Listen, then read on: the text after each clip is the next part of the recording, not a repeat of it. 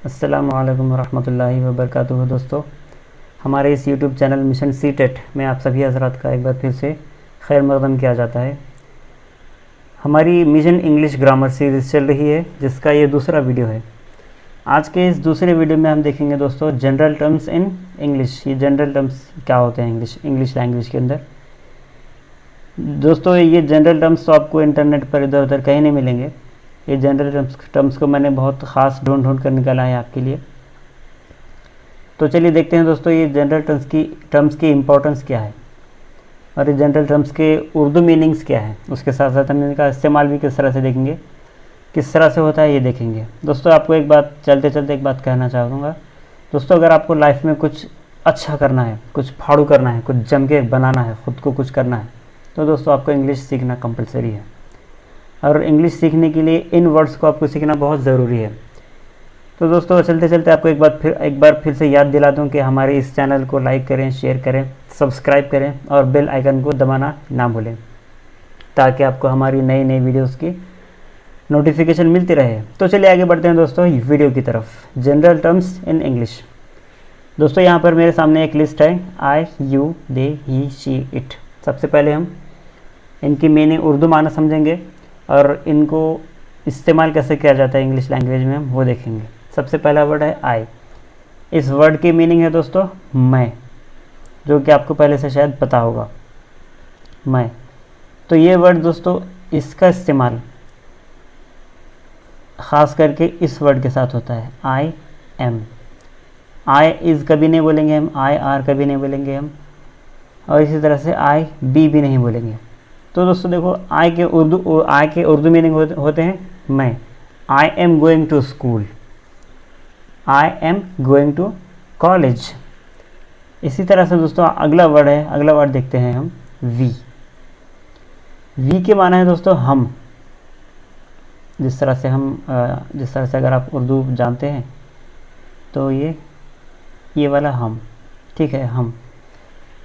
सो इस लफ्ज़ के साथ we are going to school, we am कभी इस्तेमाल नहीं होगा, we are going to school.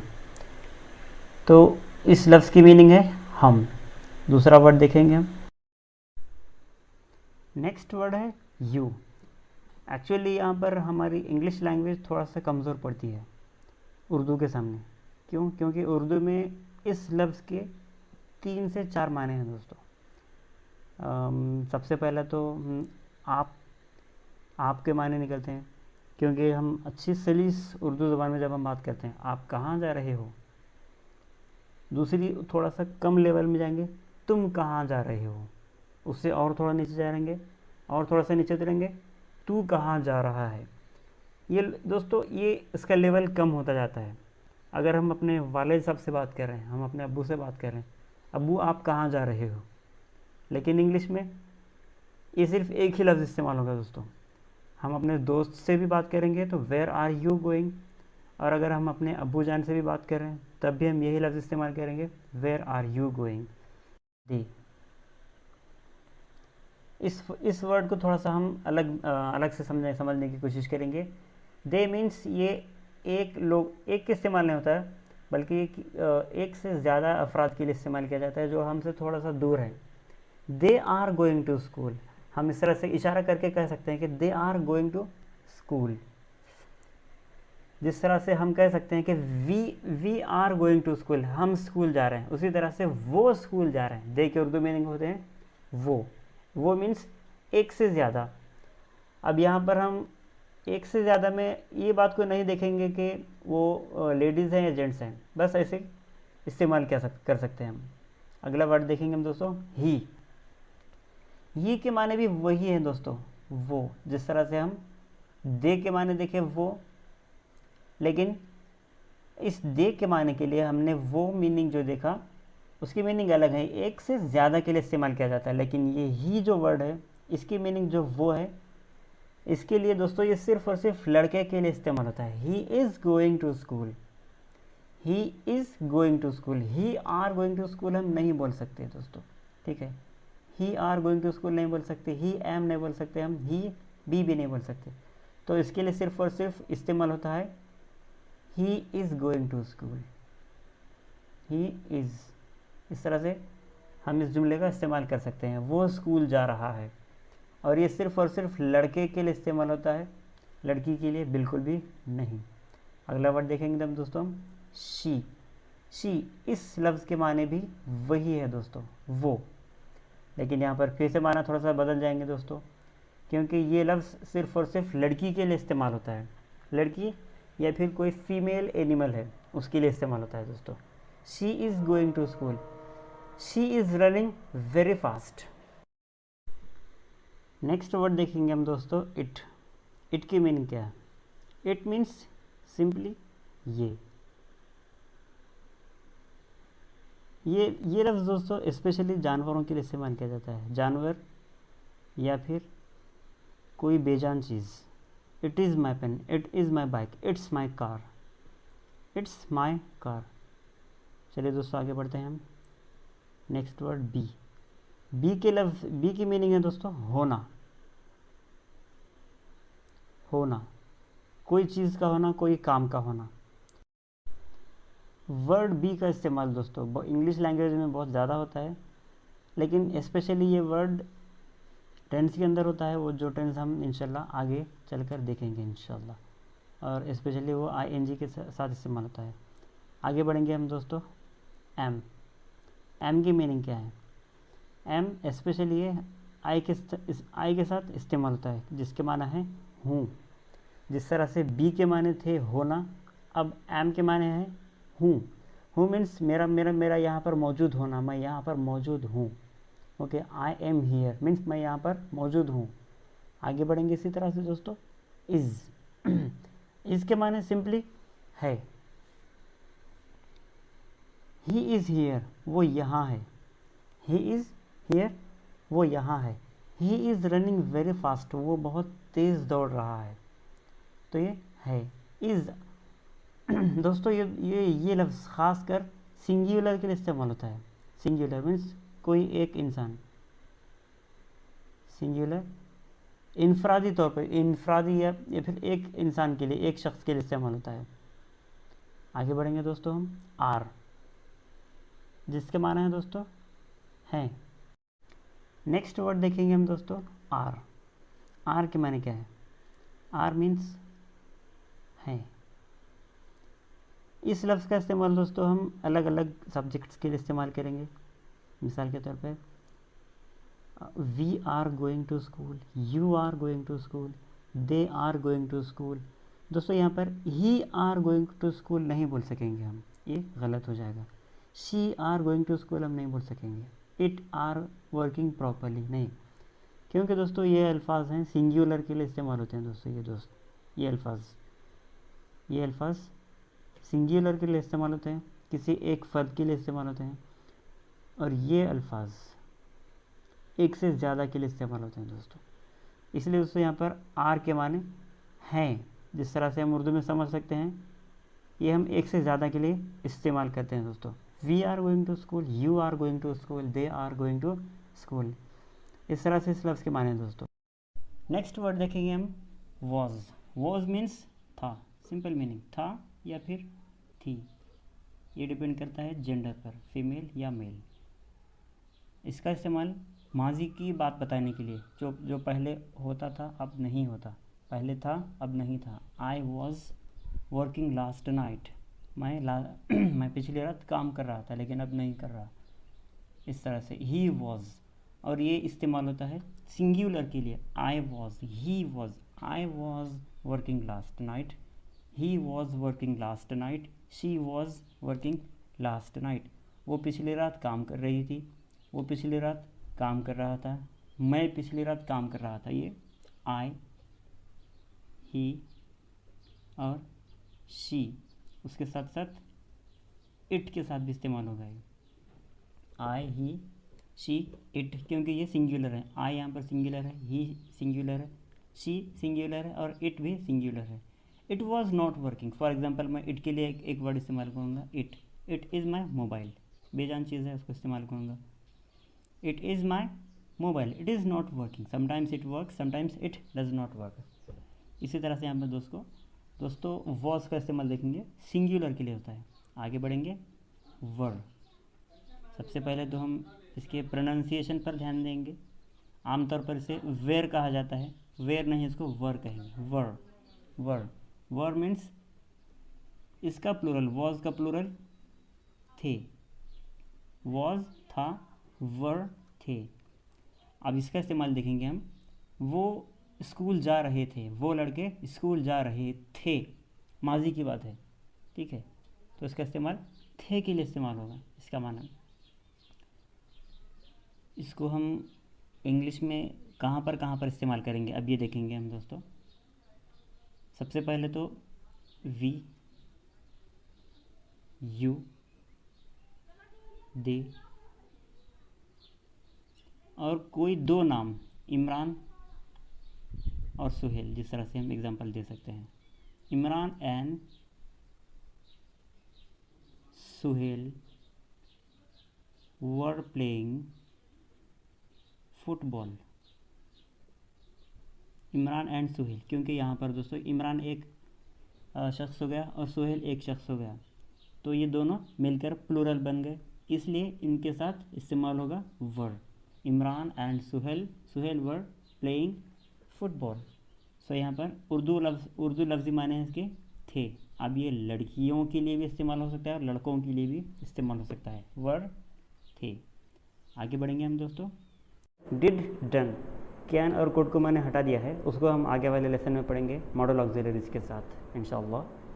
तो अब हम देखेंगे डू, डज, डिड, डन, इनका इस्तेमाल कैसे किया जाता है इंग्लिश लैंग्वेज में और इनका उर्दू में माना क्या है। डू, टू मीन्स करना, और ये इस्तेमाल होता है प्लूरल्स के लिए। प्लूरल कौन से सब्जेक्ट्स हैं, प्लूरल सब्जेक्ट्स के लिए। सबसे पहले तो आई है, आई सिंगुलर है लेकिन इसको प्लूरल में काउंट किया जाता है। उसके बाद है वी, यू, दे और दो सिंगल नेम, दो अलग अलग नाम, मिसाल के तौर पर इमरान और सुहेल। तो हम यहाँ पर इसके जुमलों में इस्तेमाल देखेंगे। सबसे पहले तो यहाँ पर है डू, उसके उर्दू माना है करना। आगे बढ़ते हैं सेंटेंस के साथ। आई डू नॉट नो और आई डोंट नो। यहाँ पर डू नॉट का शॉर्ट फॉर्म होता है डोंट, इसको छोटा करके हम उसको इस्तेमाल करते हैं।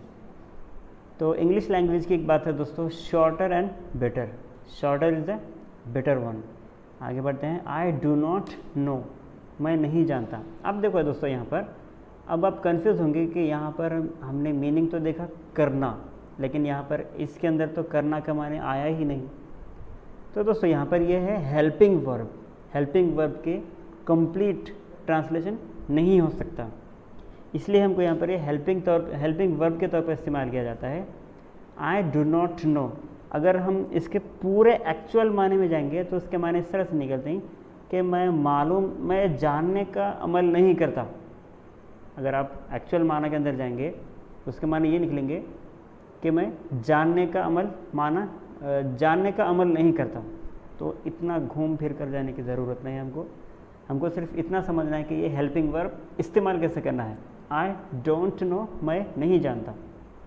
डू का इस्तेमाल यहाँ पर इस तरह किया जाता है।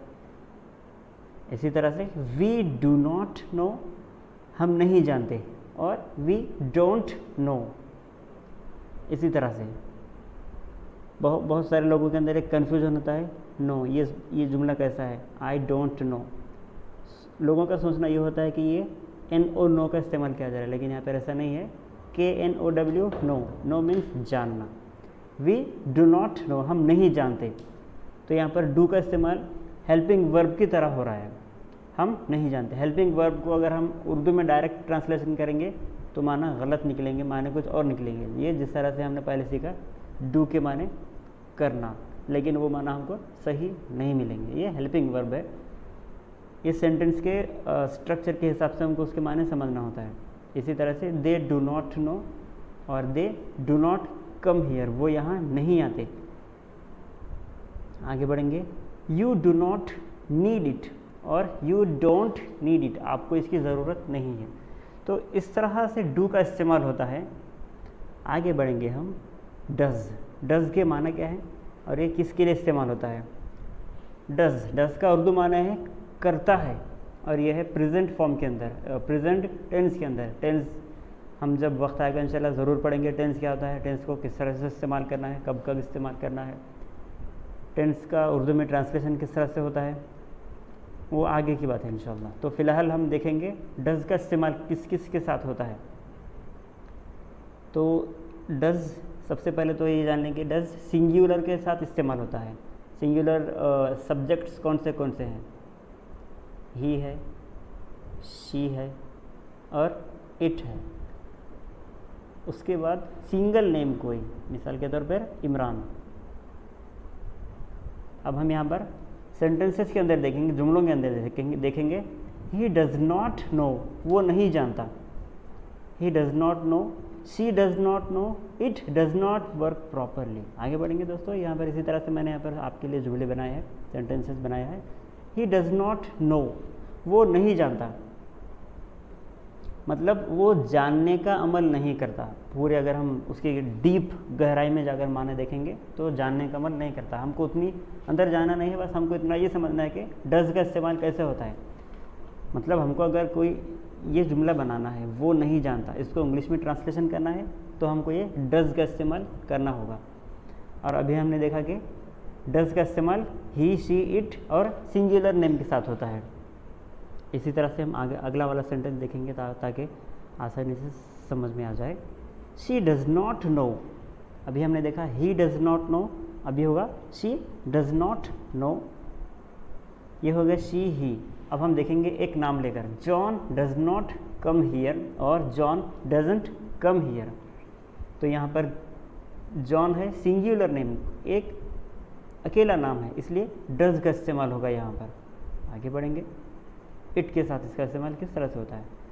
अब देखो यहाँ पर इट के माना तो है, इट के माना है ये, लेकिन इट के माना है ये, और स्पेशली ये बेजान चीज़ के लिए इस्तेमाल होता है।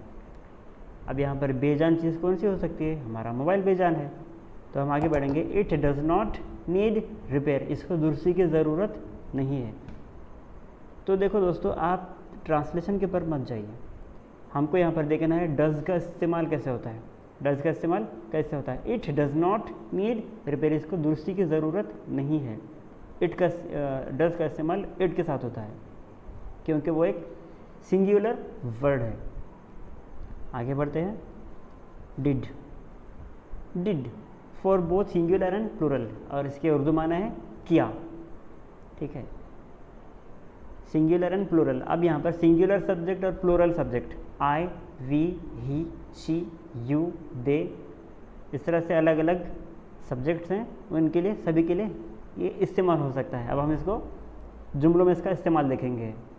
Did you learn English grammar. अब देखो दोस्तों, यहाँ पर एक बहुत कॉमन मिस्टेक लोग करते हैं, बहुत सारे स्टूडेंट्स के अंदर ये गलती देखी गई है।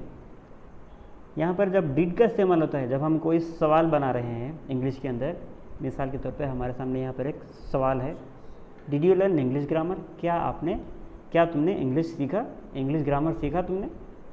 यहाँ पर ग्रामर लिखना भूल गया मैं, आप just did you learn English grammar, क्या तुमने इंग्लिश ग्रामर सीखा।